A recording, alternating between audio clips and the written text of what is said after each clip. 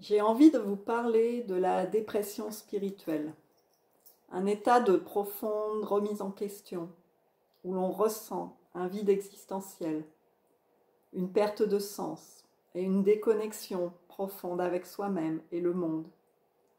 Contrairement à la dépression classique, qui peut être liée à des déséquilibres biologiques et émotionnels, même si cela peut être lié, la dépression spirituelle touche au fondement de notre identité et de notre raison d'être. Elle survient souvent après une crise existentielle, une perte de repères, quand on s'aperçoit que les fondements sur lesquels on a essayé de bâtir notre vie s'effondrent ou ne font plus sens. Cela peut aussi survenir après un éveil spirituel perturbant ou une prise de conscience douloureuse sur la nature de la réalité. C'est probablement ce qu'on appelle la nuit noire de l'âme. J'aime bien le terme dépression spirituelle. On peut ressentir un sentiment d'isolement, d'incompréhension ou une impression d'être en décalage avec les autres. Les croyances qui nous portaient jusque-là s'effondrent, laissant place à l'incertitude et à la confusion. Ce passage difficile peut s'accompagner d'une grande lassitude, d'un manque de motivation et même d'une perte de foi en soi, en la vie. Dans mon cas, cela était déjà en latence depuis toute jeune, alors que je me sentais en décalage avec ce qu'on me vendait comme stratégie susceptible d'être garant de mon bonheur. J'ai rapidement découvert à l'adolescence un aquabonisme qui était un précurseur, il me semble, de cet état de mal-être qui s'est amplifié lorsque, effectivement, tout dans ma vie s'est cassé la figure. Ambition professionnelle biaisée, idéalisation du couple totalement en échec, retour à la case départ, mais avec les espoirs en moins. Pourtant, cette traversée, aussi inconfortable soit-elle, est souvent le début d'une profonde transformation intérieure. En s'autorisant à explorer cette crise comme une opportunité de redéfinition, on peut réaliser qu'on est passé à côté de soi et de l'essentiel, et petit à petit reconstruire une connexion plus authentique avec soi-même. L'auto-actualisation devient alors un processus clé. Se libérer des attentes extérieures, écouter ses aspirations profondes et engager des actions qui résonnent avec sa véritable nature. Plutôt qu'un effondrement, la dépression spirituelle, après avoir plongé dans ses profondeurs pour y découvrir toutes les ombres et les limitations, peut être vue comme une opportunité de renaissance, un appel à se réaligner avec une version plus consciente et épanouie de nous-mêmes. La dépression spirituelle survient souvent lorsque nous nous sentons déconnectés de notre essence profonde, perdus dans un monde qui semble dénué de sens. Pourtant, en chacun de nous réside un potentiel immense, une capacité à nous réinventer et à retrouver notre élan vital. Sortir de cet état commence par une reconnexion à soi.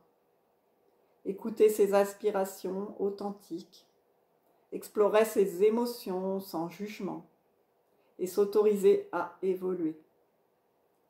L'auto-actualisation passe par l'engagement dans des actions alignées avec nos valeurs, la découverte de nouvelles perspectives et l'ouverture à l'inconnu.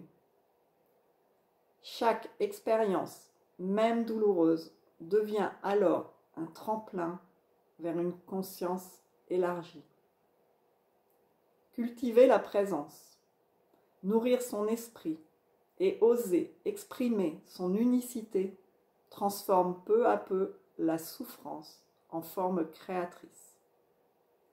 En se réappropriant son pouvoir intérieur, on redonne du sens à son existence et on trace pas à pas un chemin vers une vie plus vibrante et alignée. Quand on se sent vidé de tout élan et incertain de sa véritable nature, la première étape n'est pas forcément d'agir, mais d'apprendre à écouter. L'épuisement et la perte de sens viennent souvent d'un mode de vie qui nous a éloignés de nous-mêmes. Plutôt que de chercher immédiatement une grande mission ou une réponse définitive, il est plus aidant de revenir à des ressentis simples. Qu'est-ce qui me soulage, même légèrement? Qu'est-ce qui m'apaise? Qu'est-ce qui m'intrigue? Plusieurs pistes s'offrent à nous. Revenir au corps et au sens. Quand le mental est en surcharge, il est difficile de penser clairement. Bouger, respirer consciemment, être en contact avec la nature ou explorer des pratiques corporelles permet de raviver une connexion plus instinctive avec soi. Observer sans pression. Plutôt que de chercher un grand but, il est utile simplement de remarquer ce qui nous fait du bien ou nous intrigue, même faiblement. Est-ce un certain type de musique, un geste créatif, une conversation inspirante? Tenir un journal de ces micro-moments peut aider à percevoir des fils conducteurs. Expérimenter sans attente. L'envie ne revient pas toujours d'un coup, mais en osant essayer sans enjeu de réussite. Tester une nouvelle activité, lire sur un sujet inhabituel, modifier une habitude. Chaque petite expérience nourrit une dynamique de mouvement. S'entourer différemment. La dépression spirituelle peut isoler. S'ouvrir à des espaces où l'on se sent accueilli sans jugement peut aider à retrouver un sentiment d'appartenance et de la stimulation. Se poser les bonnes questions. Plutôt de « qui suis-je » parfois trop vaste, des questions comme « qu'est-ce qui me touche ? Qu'est-ce que j'aimerais faire ? Qu'est-ce que j'aimais faire quand j'étais enfant ? Si tout était possible, là, maintenant, qu'est-ce que j'essaierais juste pour voir ? Permettent d'explorer sans pression. L'important, je crois, est d'arriver à créer du mouvement, même minime. Chaque petit pas vers ce qui semble juste à l'instant présent reconstruit progressivement l'élan intérieur et révèle avec le temps une direction plus claire. À une époque où même me lever de mon lit était difficile pour aller prendre une douche, j'ai créé une pratique que j'appelais « passer le balai ». J'allais passer le balai, cela me mettait en mouvement.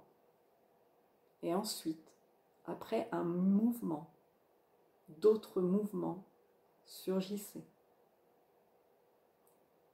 Bien évidemment, constamment se reconnecter à la nature de présence que nous sommes, qui est le socle de tout ce cheminement, d'écoute, de nouveaux regards et d'actions justes, qui nous ramène constamment à cet élan qui est le sens même de la vie, le flux naturel de la vie.